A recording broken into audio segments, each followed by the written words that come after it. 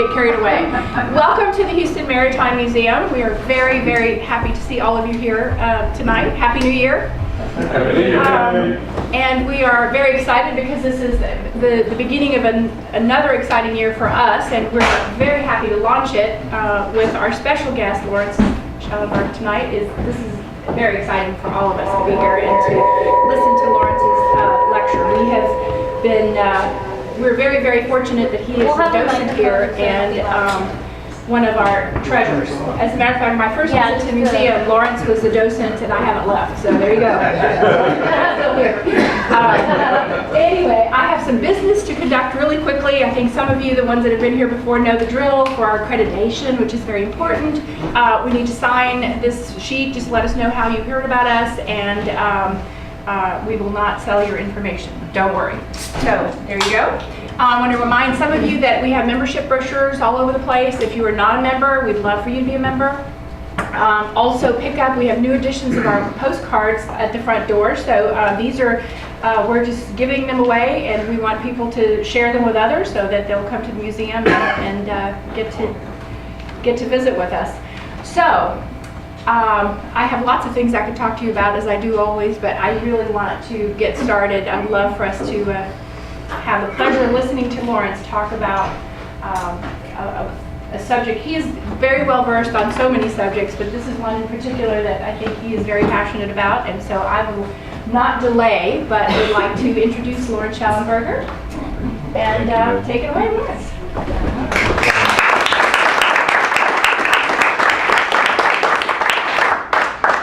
Now, can I be heard? Yes. Good. I'm Laurence Shallenberger. I was 55 years oil field trash. I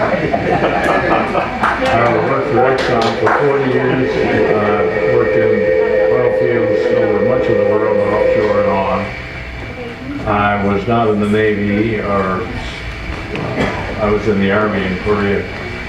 I want to thank you all for coming. Now, I've got to say that there are inevitably people in the audience who know more about this subject than I do.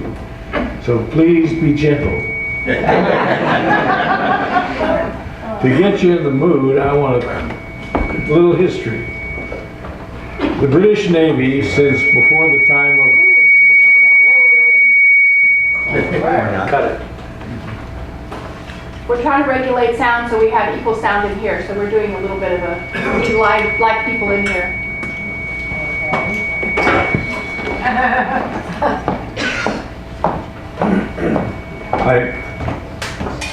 I want to introduce to you a little history. What? The British Navy, since before the time of Napoleon, had a custom in the wardroom every day at sea, at dinner. They would toast the crown, of course, and then there was a different toast for each day of the week. Sunday was to our ships at sea. Monday was to our men, God bless them. Tuesday was to us, who else would care? Wednesday was to a bloody war and fast promotion. Friday was to a willing foe and sea room. And Saturday, finally, to our wives and lovers, may they never meet.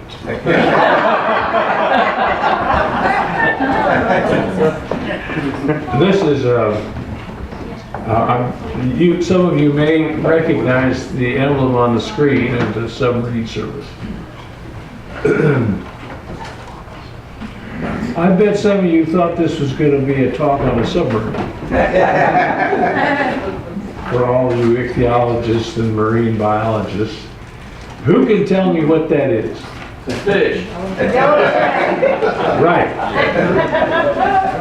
That is a yellow tang. There are several different kinds, but the yellow is the most recognizable. It is a fish that's in the surgeonfish family, and you can see there's a little white bone at the base of the tail. which deploys when the fish is being pursued by a hungry fish bigger than it, and that bone is sharp as a scalpel. A defense mechanism. Our subject tonight was named after this fish. Lawrence, we're going to take a 10-second break and try to, we're going to change your microphone because I think it'll be louder if you've got one. Do you mind wearing the headset? No, do what you need to do. All right.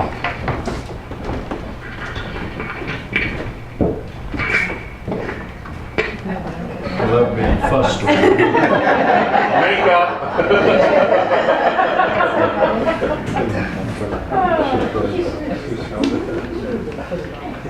How's that? Okay. Yes. Can I beer? Yes. Yes. Okay. Where in the world was it? Oh, yes. Yellow Tang. Back in the days, long ago, when the United States Navy and much of the world made sense, you could tell what a U.S. Navy ship was by her name. The carriers were named after famous battles like Lexington and Yorktown and Saratoga. Battleships were named after states.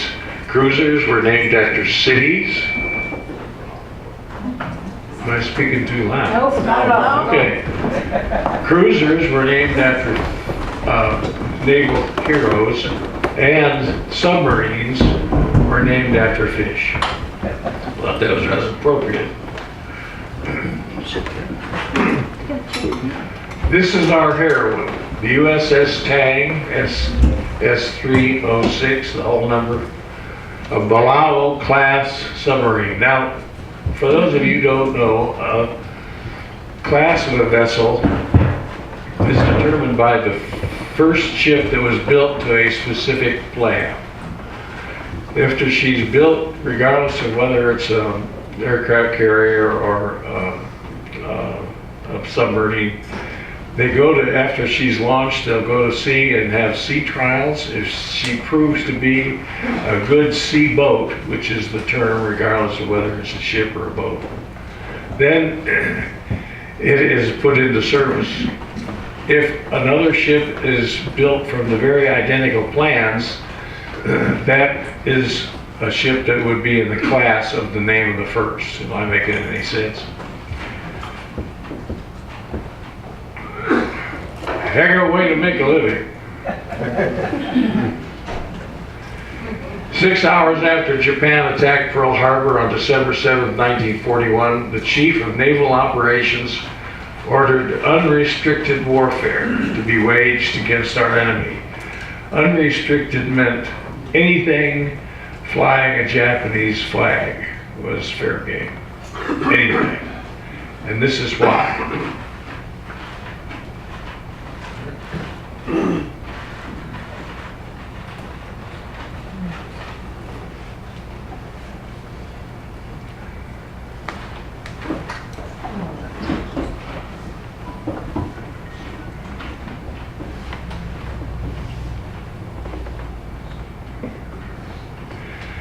Unprovoked. The Japanese made 3 mistakes when they attacked Pearl Harbor. One, they failed to return the next day. They neglected to destroy all the surface oil storage, and they failed to attack the submarine pens. After Pearl Harbor, the submarines were the only line of defense that we had that was operable.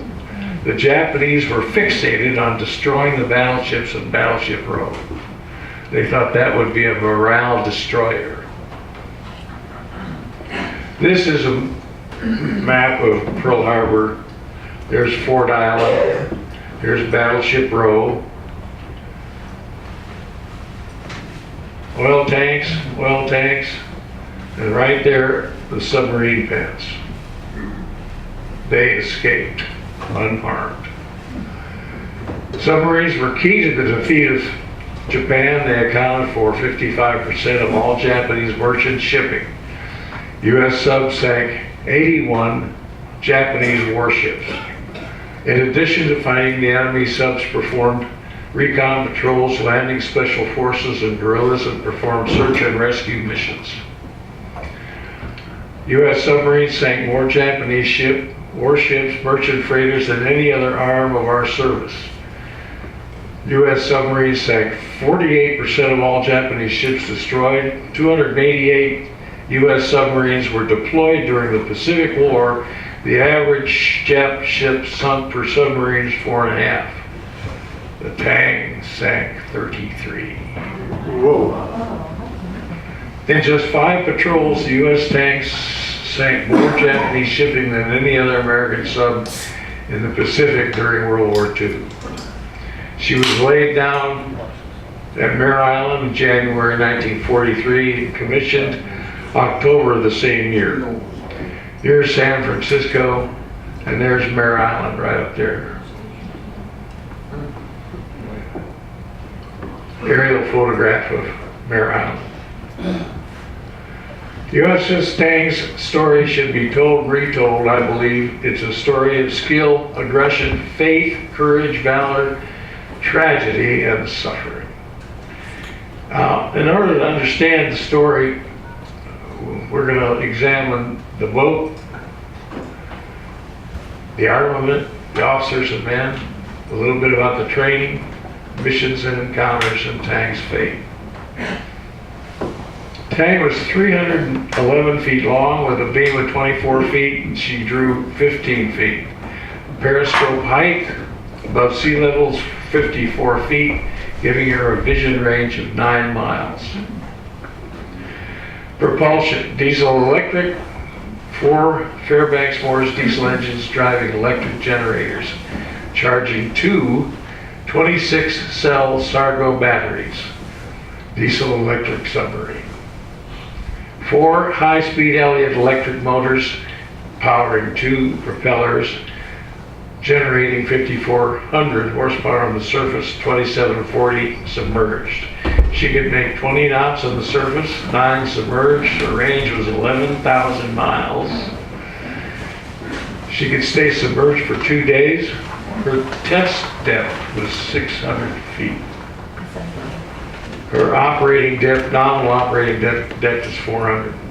Her complement of 10 officers and 77 enlisted men.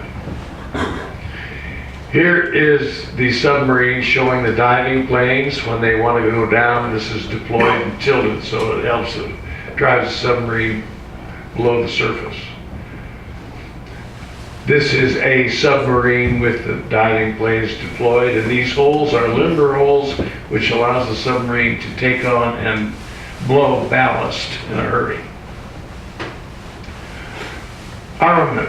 There's the Mark 18 torpedo that she went out with. She has 10 torpedo tubes, 6 forward, 4 aft. She goes out with 24 torpedoes. The torpedoes are 20 feet long, 21 inches of diameter. They weigh 3,100 pounds. They can travel 2.25 miles. This at 29 knots, that's fast. The explosive is 575 pounds of Torpex, which is 40% trinitrotoluene, 42% nitroamine, and 18% aluminum powder, which I don't really understand, but I think it's an accelerant. They have one 5-inch caliber deck gun, 5-inch 25 caliber gun. The Navy talks about caliber in a different way than normal civilians or gun owners. I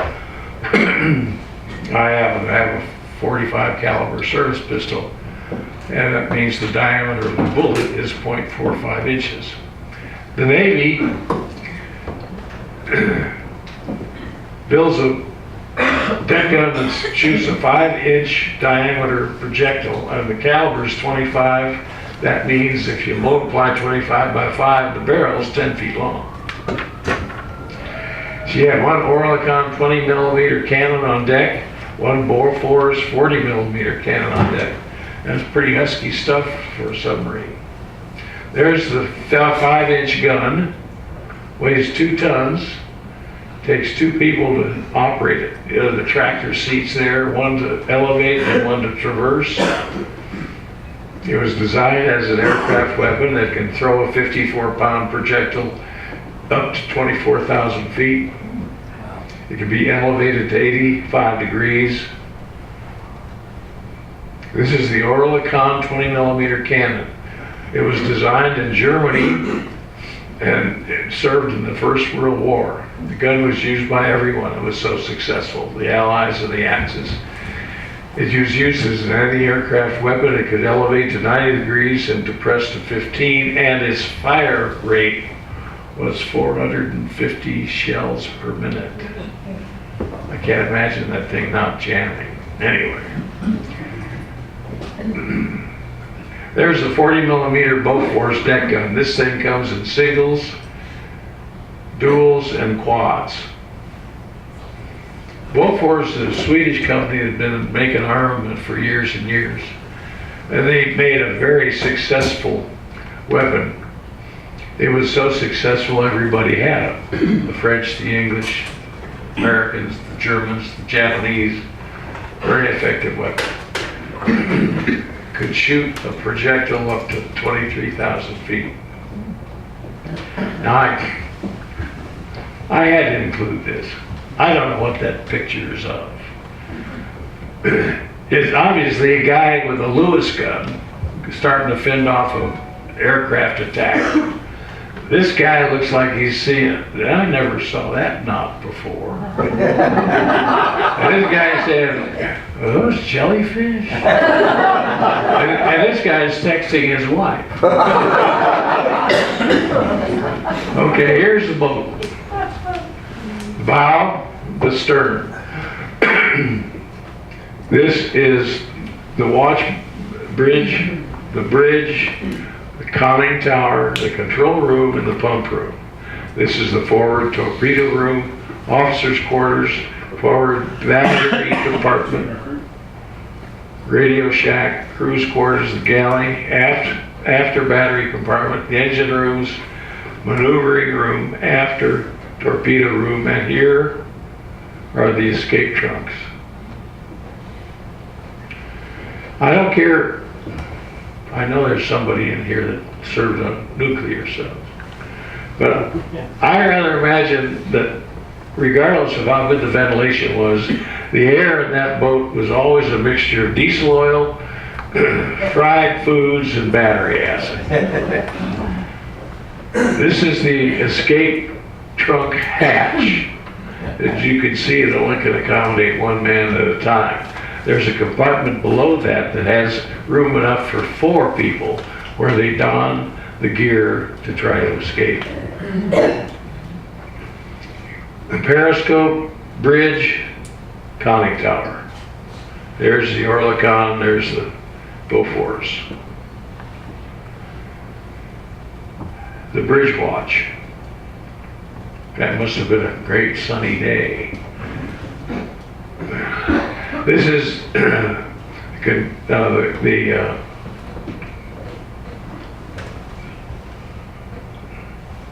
lost my strain of thought. This is the control room. Can you imagine trying to learn all that stuff? It's absolutely impossible. I don't know how they did it. It takes a lot of work, I know. Incidentally, in 1918, a German submarine washed ashore at Hastings Beach in England.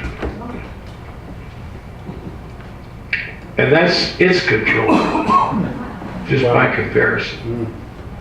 I don't know how you keep all that stuff, those valve wheels, because they're not color-coded. And I gotta remind you, this is the Lusitania, and this is more than likely one of the things that decided America to join in the First World War.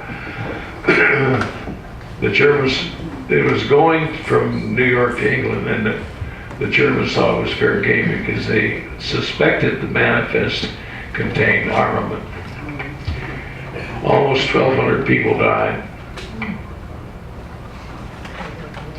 This is Tang's forward torpedo room, 6 tubes. After torpedo room, here are the fish right here. A rack for some poor swabby to get some rest. Sweet dreams, eh? Now, It's interesting to note that Admiral Chester W. Nimitz, when he was a young lieutenant, commanded the very first diesel submarine in the United States Navy. It was commissioned in 1912. And this is a prayer attributed to him. God, grant me the courage not to give up what I think is right, even though I think it is hopeless. This is U.S. Submarine School in Groton, Connecticut. The Sub School, New London, was established in 1915. It developed rapidly into one of the finest technical schools in the world. When the war started, it embraced diesel engine studies, sound labs, torpedo shops, periscope shops, attack tactics, recompression chamber, escape tanks, submarine technology, engineering, radio navigation, gunnery, torpedo overhaul and repair, strategy, tactics, and undersea warfare. How did you get to join that fraternity? Enlisted men, you had to be in the Navy first. You had to have a good record. You had to be recommended by your commanding officer. You had to pass a rigid physical. Then you went to basic enlisted submarine school for 8 weeks, and you learned all this stuff. Then they went to, for 8 to 10 weeks at specialty school, basic chemistry and physics, submarine diving, ship handling, torpedoes and gunnery, electricity, gyros, batteries, diesel engineering, gas laws, communications and commissary and escape. Subjects pertaining to the specialty of rated enlisted men. Studied an additional for torpedoman, motor, machinist mate, gunner's mate, electrician, radio signal, quartermaster, yeoman, and cook. The officers were kind of the same way. They had to volunteer. They had to undergo similar scrutiny, but it was often on a higher plane. Like the enlisted men, they had to volunteer. They really had to want to do this because military courtesy on the submarine is not as strict as on surface vessels. So any officer that was at least a bit overbearing or had a tendency to be a martinet was discouraged from pursuing submarine service. 6 months of training is more exacting for the officers because they must thoroughly know the boat.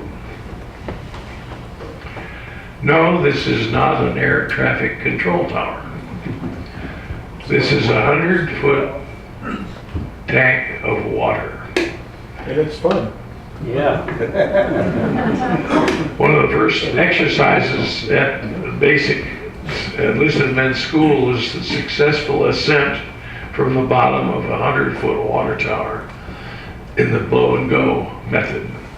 If a candidate could not prove his ability to do this, 100 feet submerged, there was no point in spending money to train him for submarine duty.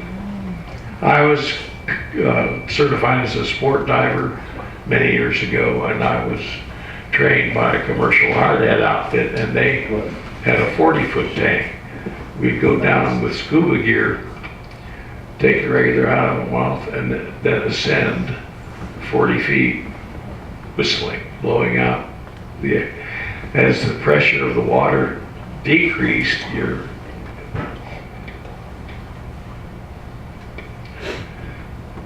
the air in your lungs wants to expand. Of course, you almost have to exhale, but don't swallow or interrupt the flow.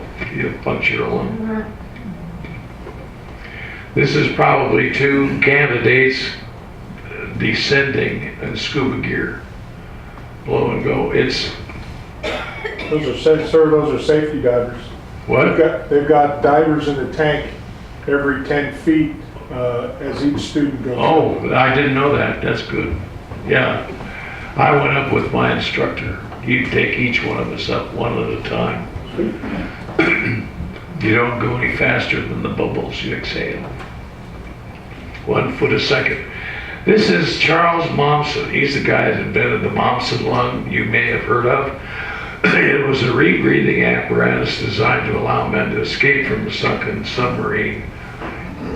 A pouch was charged with oxygen. The sailor breathed in and the exhalation was scrubbed through calcium hydroxide, which removed carbon dioxide and was inhaled repeatedly, allowing his escape to the surface.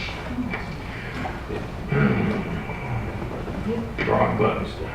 Here's a guy coming out of a hatch. Looks like that's the escape hatch there. This is a Momsen lung.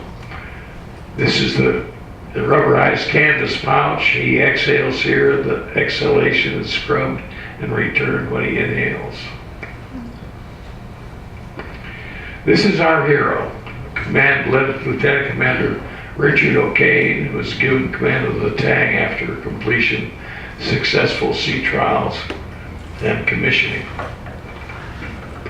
He was the XO on the Wahoo, Mush Morton in command. So that's where he learned his trade.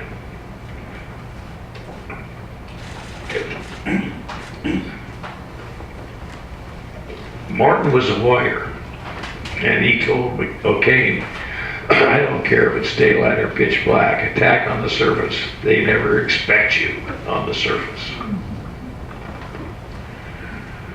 This is O'Kane and Morton on the Wahoo. At the end of 1943, the Wahoo was sunk off northern Honshu.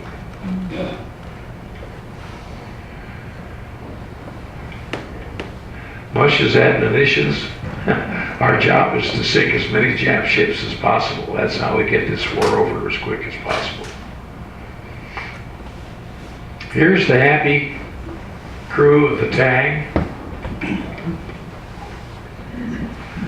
Pearl Harbor Navy base.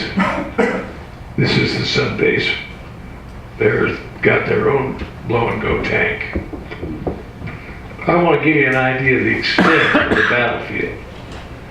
This thing is huge, 7,000 miles across. Here's Hawaii.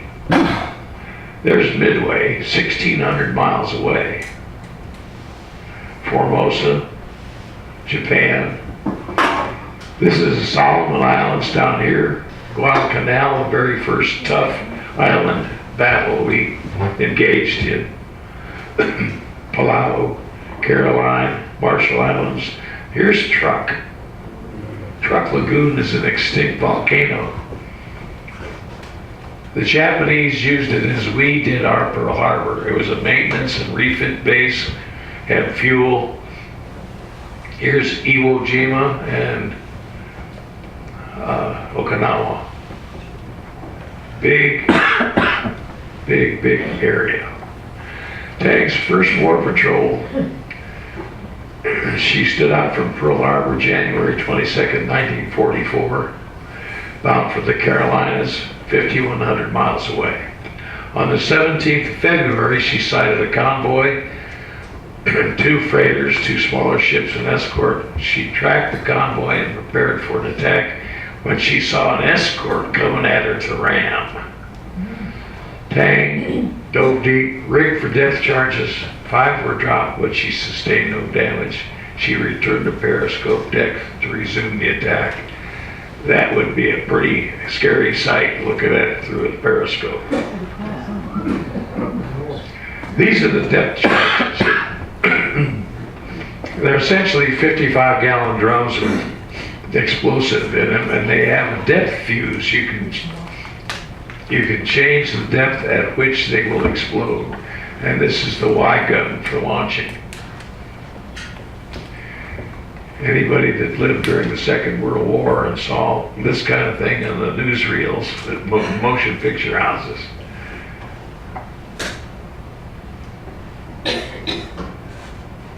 A lot of destruction.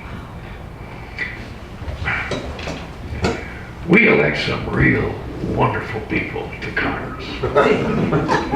This guy, Congressman Andrew Jackson May, was chairman of the House Military Affairs Committee. In 1943, at a press conference, he stated that the Japanese depth charges were time to go off too shallow, and they didn't realize that the U.S. submarines could go as deep as they did. Now the whole world knows. Admiral Lockwood, who was chief of the Submarine Service Pacific, said May was responsible for the sinking of 10 subs and loss of 800 seamen. He was later convicted of taking a bribe. He was from Kentucky. At a range of 1,500 yards, Tang fired 4 torpedoes. 3 torpedoes hit Guillaume Maru. She sank by the stern. Tang dove, ran deep, tried to get ahead of the convoy by dawn, surfaced, but convoy had not had air cover, so they boarded. February 22nd, the Tang tracked 3 cargo ships and 2 escorts, fired 4 torpedoes. The Fukuyama disintegrated. On the next day, Tang slipped close to the same convoy, fired 4 torpedoes at Yamashimo, and she blew up. The 24th of February, on the surface, she sighted a tanker and a freighter in the rain, which is good cover. Fired 4 torpedoes, sank Asama Maru. The surviving ships all laid down a blanket of fire in all directions. They had no idea where the submarine was. Tang submerged, took evasive action, shadowed the convoy until morning, closed on the tanker, submerged at 500 yards, fired 4 torpedoes. The Ichizen exploded. Tang then dove to 618 feet, 18 feet lower than the test on her hull. Pipes burst, gauges popped, no real damage. On the 26th, Tang sighted 1 freighter, a transport, and 4 escorts. She got in position, fired last 4 fish, sank Choko Maru. This is Sand Island Navy base in Midway. Tang sailed to Midway for refit, refuel, and her first war patrol. Tang scored 16 hits. Again, this is the playground. The second war patrol, she was ordered to go to Balao. There was going to be a big push on truck to try to damage it as much as the Japs had damaged Pearl Harbor. And she was on pilot rescue duty. It was called Operation Hailstone. Truck Lagoon was Japan's Pearl Harbor. Truck was Japan's major logistical maintenance, repair, and supply base for the entire sphere of the Pacific. In order to protect the U.S. landing on any Weetok in the Marshalls, Admiral Raymond Spruance ordered Vice Admiral Mark Mitcher's Task Force 58 to destroy Truck. Look what we said. 8 aircraft carriers, 7 battleships, 45 cruisers and destroyers, 10 submarines, and 589 aircraft. Here's Truck.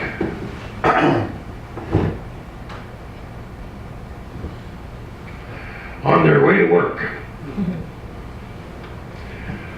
Hellcats warming up on USS Enterprise.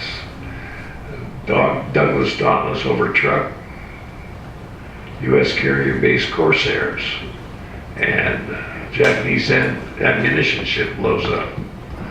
Now, the battleships and cruisers had float planes aboard, and they were used as scouts. They were launched on a steam catapult, would fly over the horizon and try to find the enemy because radio silence was quite common. And come back and report. And this is how they're recovered. Kind of an iffy proposition.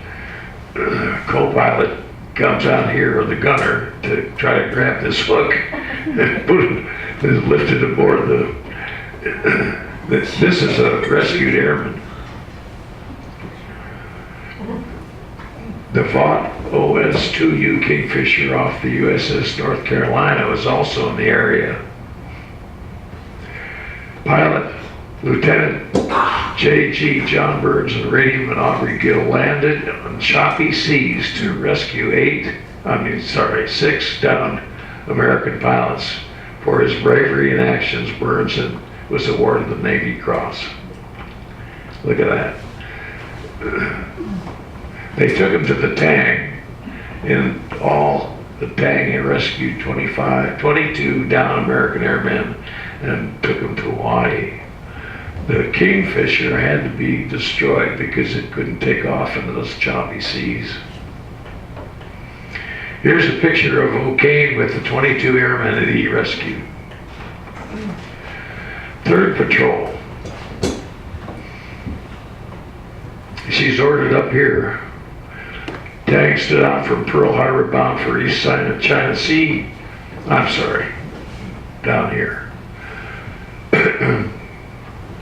When southwest of Kagoshima, she contacted a convoy of 6 large ships, 16 escorts. Tang closed on the surface, fired a spread of 6 torpedoes, and sank 4 ships. On June 30th, she sank the Nikken Maru after surviving depth charges. The next day, sighted a tanker and a freighter, sank Taiyun Maru and the Takatori Maru. Celebrated by sinking the Asukazan Maru and Yamako. I have a lot of studying to do. I can speak Japanese. Toyota Isuzu. On her 3rd War Patrol, Tang believed she had sunk 8 Japanese cargo ships and tankers. After the war, the Japanese records stated that she sank 2 more and thought she'd missed them. This is the desired result. Now, we got to talk about torpedoes. We had an awful lot of trouble with torpedoes at the beginning of the war. The Navy Torpedo Station was had the responsibility of design, manufacturing, and testing of these torpedoes.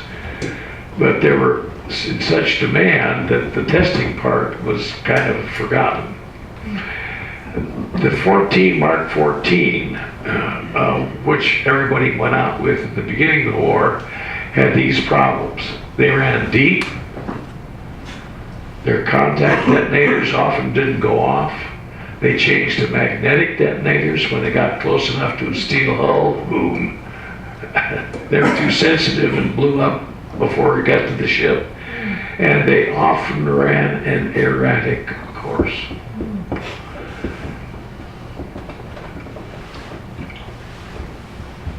The Navy Torpedo Station believed that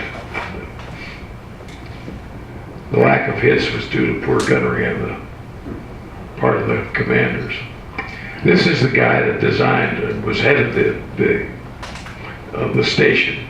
He steadfastly believed that torpedo failures were because of poor gunnery. All you need is an arrogant admiral and you're in trouble. Here are the torpedoes. This is the 14. It's fueled by, these are air tanks and alcohol. This is an internal combustion engine. Anybody ever heard of torpedo juice? That was the fuel, and it was alcohol. And I don't know whether it was denatured or not, but anyway, twin props. The improvement in Mark 18, they decided to go with electric power. Here's the batteries and the electric motor.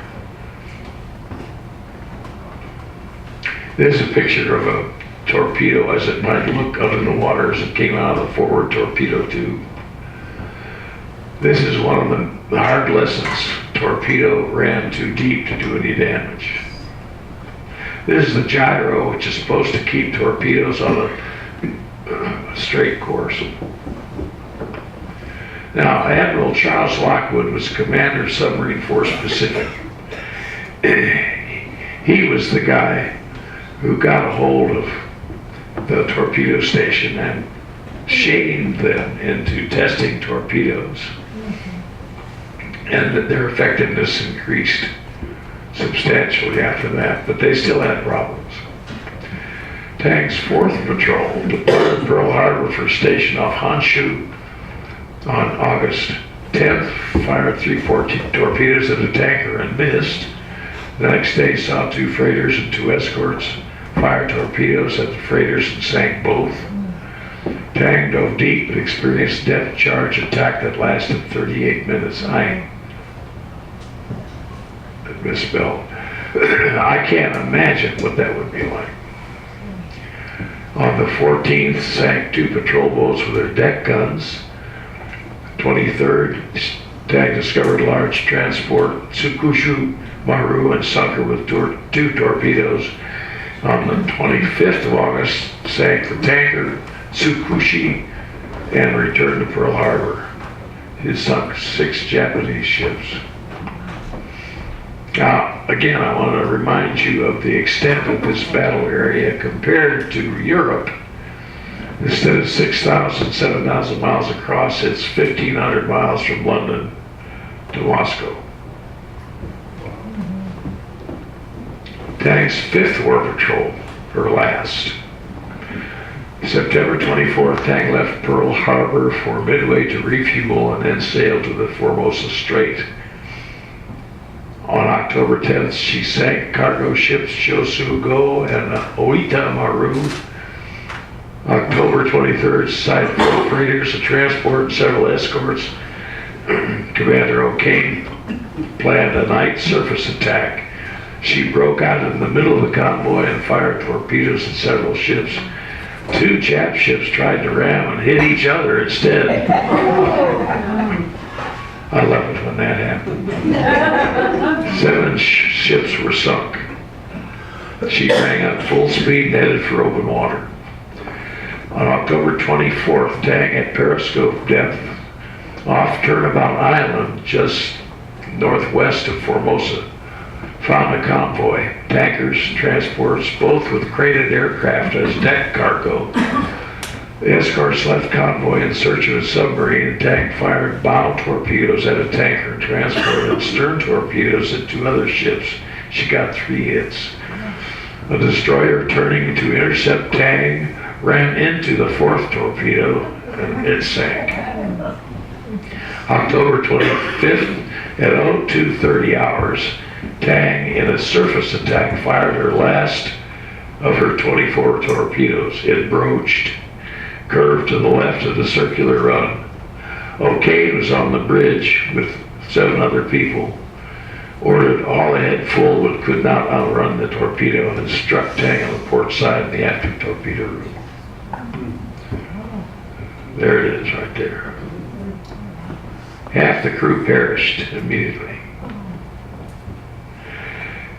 Now remember, she's 311 feet long and she sank in 180 feet of water, so their nose was sticking out above the surface. They had sense enough to flood her forward ballast tanks to sink it, so the submarine, the Japs wouldn't start trying to blow this thing up.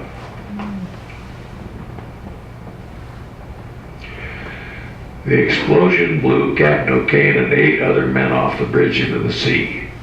The boat sank by the stern 180 feet. After 3 compartments were flooded, all occupants were killed. The bow was above water. 30 survivors crowded into the forward torpedo room to use the escape trunk. The forward ballast tanks were flooded so the bow would sink, avoiding shells from the Jap escorts. They began death charge runs. By 0600, 13 men were able to escape using the Momsen lug. Captain O'Kane and 8 others were blown off the bridge. 13 men escaped with the Momsen lug. Only 9 made it to the surface. 78 men died in the boat or never made it to the surface or drowned. The reasons for more men not escaping are many and disturbing. The escape trunk could only hold 4 men, and the 2 one at a time. It took time to don the equipment, the Momsen lung, and charge it with oxygen. It took time to pressure equalization when flooding in the compartment. The ascent was slow, controlled, in the dark, up a buoyed rope, knots every 10 feet. Burning documents, they had to burn all their code books and everything. That took up a lot of oxygen, smoke, and then carbon dioxide built up with eventual suffocation. Grim. O'Kane and the 8 others who survived the night were picked up the next morning by Japanese frigate CD-34. Jap survivors from the ships Tang and Summit were on board, and the Americans were beaten half to death. These 9 American captives spent the rest of the war in the worst Japanese prison camps. They suffered starvation, theft, torture, taunting, beatings, disease, lack of medical treatment, and lack of water and sanitary facilities. Wonder any of them survived at all. Japan signed the Geneva Convention in 1929 but failed to ratify. Lovely people. U.S. Tang received 4 battle stars, 2 presidential unit citations. O'Kane received the Medal of Honor. O'Kane was respected by his men. They knew him to be a caring yet fearless, inventive, and aggressive warrior. O'Kane's motto was, "It's a big ocean. You don't have to find the enemy if you don't want to." She was stricken from the register in 1945. The 9 who survived: Richard O'Kane, Commander Laurence Sabatkin, Henry Flanagan, First Lieutenant Torpedo Officer, Radium and Floyd Caverly, Radium and First Class, Floyd Caverly, Chief Boatswain's Mate, he's chief of the boat, William Leibold, Machinist's Mate, Second Class, Jesse Da Silva, Machinist's Mate, Third Class, Clayton Decker, Torpedoman Second, Hayes Truk, Torpedoman Third, Peter Narowski. This is President Harry Truman presenting the Medal of Honor to O'Kane. And these are the other medals you earned. This is the citation, and I think it should be read. For conspicuous gallantry and intrepidity at the risk of his own life above and beyond the call of duty as commanding officer of the USS Tang operating against enemy Japanese convoys on October 23rd, 24th, 1944. During her 5th and last war patrol, she boldly maneuvered on the surface into the midst of a heavily escorted convoy. Commander Kane took in the fusillade of bullets and shells from all directions to launch smashing hits on 3 tankers, coolly swung his ship to fire at a freighter, and in a split-second decision shot out of the path of an onrushing transport, missing it by inches. Boxed in by blazing tankers, freighter transport, and several destroyers, he blasted 2 of the targets with his remaining torpedoes. With pyrotechnics bursting on all sides, cleared the area. 24 hours later, he again made contact with a heavily escorted convoy steaming to support the Leyte campaign with reinforcements and supplies and with crated planes piled high on each unit. In defiance of the enemy's relentless fire, he closed the concentration of his ship in quick succession, sent 2 torpedoes each into the first and second transports of the adjacent tanker, finding his mark with each torpedo in a series of violent explosions at less than 1,000 yards. With ships bearing down from all sides, he charged the enemy at high speed, exploding the tanker in a burst of flame, smashing the transport dead in the water, blasting the destroyer with a mighty roar which rocked the tank from stem to stern, expending its last 2 torpedoes into the remnants of once powerful convoy before his own ship went down. Commander O'Kane, aided by his gallant command, achieved an illustrious record of heroism and contact, enhancing the finest traditions of the naval service. Here are all the guys that didn't make it. This is the plaque. I think it's in New London. There were 52 submarines that were lost during the Second World War. 45 of them were in the Pacific. Here are all the names of the submarines. There's the Tang over here. Chester Nimitz said, "We shall never forget that it was our submarines that held the line against the enemy while our fleets replaced losses and repaired wounds." Admiral Lockwood said, "I can assure you that they went down fighting and that their brothers who survived them took a grim toll of our savage enemy to avenge their deaths." To those submariners on lost eternal patrol, there is a port of no return where ships may ride at anchor for a little space of time. And then some starless night the cable slips, leaving an eddy at the mooring place. Gulls veer no longer. Sailor, rest your oar. No tangled wreckage will be washed ashore. Leslie Jennings. In the beginning, God created some.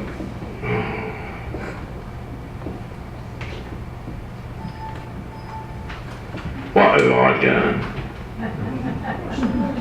Lucia, help. I can't get rid of it. What did I do? Okay, thank you. Getting without her. No, it won't change. No, it won't change. Lucia? I can't move it. It won't advance. Got two left is all.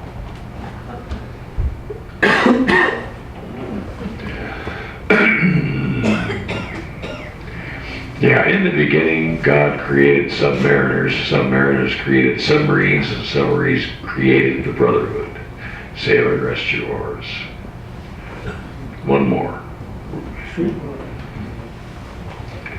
I want to thank you for coming.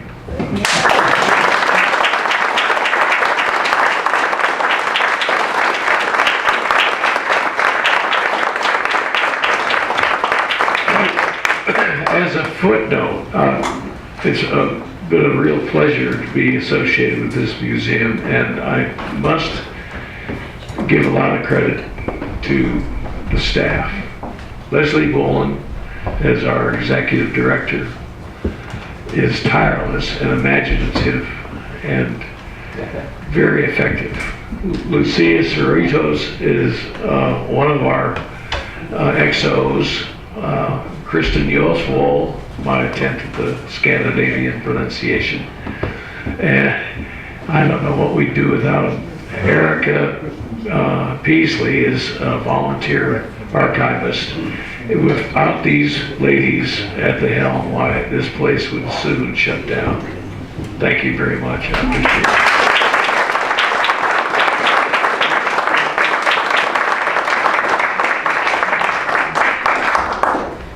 Very much, Laurence. I think we probably have some people who'd like to ask you some questions, but before I let them do that, I want to tell everyone that if it weren't for Laurence and our incredible volunteers and docents, we wouldn't be here.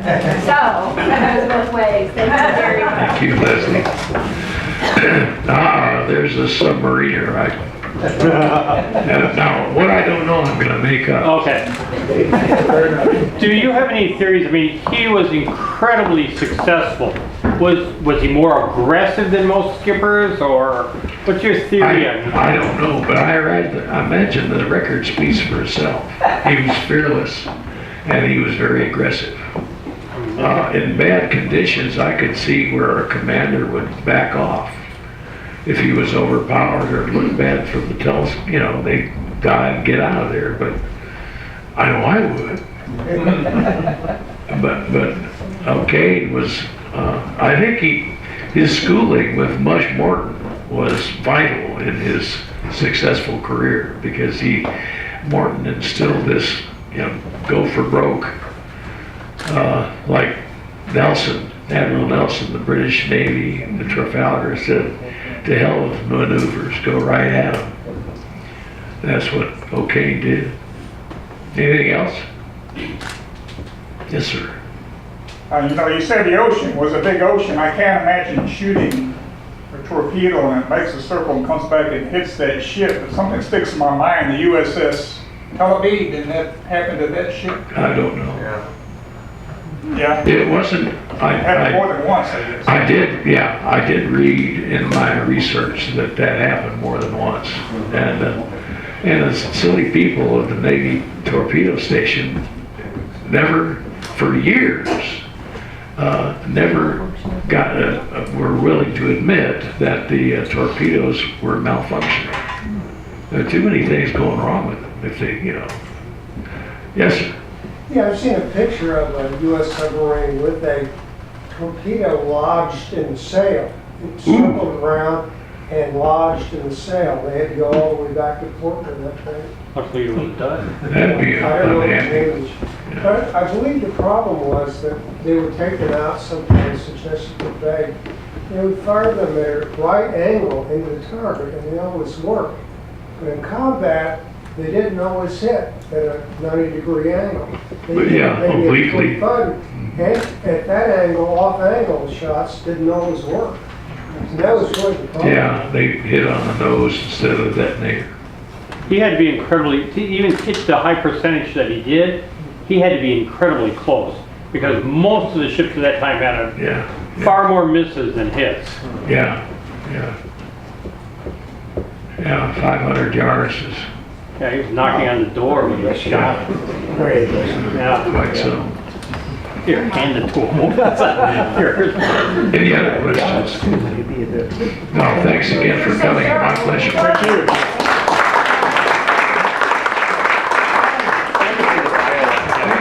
You are very welcome. So, And a little money. thank you very much for being here tonight, and we'll see you again on the second Tuesday of February.